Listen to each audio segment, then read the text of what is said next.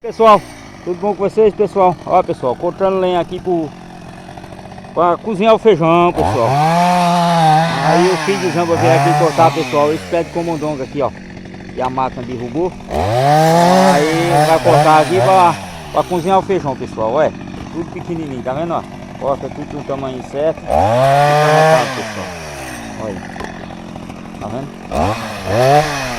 Cortando lenha, pessoal, hoje.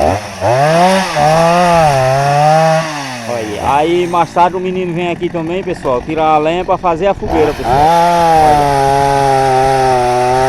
Isso é comandão, pessoal. Isso é bom demais, pessoal, para cozinhar o feijão sem pareia, né? Oxe. É uma lenha arretada, pessoal. Aí assim. A máquina é bom demais, né, pessoal? Olha aí, pessoal. Fica arretado. Olha aí, pessoal. Daqui a pouco tem uma carrada, né, pessoal? Tá mudo o cara cozinhar feijão o ano todinho, pessoal. O ano todinho. Pessoal, isso é pra cozinhar o feijão, pessoal. Isso foi a Ailton que mandou cortar, pessoal. Ailton lá foi um pouco de lenha. Aí perguntou se vinha buscar. Eu digo, pode ir buscar.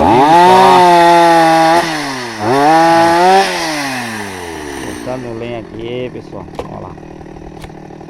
Pessoal. A máquina é boa, né, pessoal? A máquina é boa.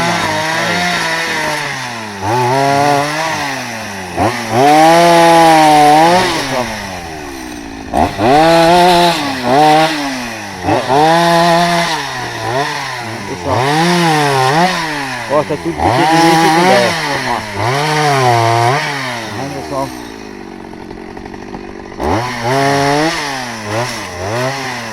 Valeu mesmo, pessoal. Daqui a pouco eu mostro mais a vocês, pessoal. Valeu mesmo.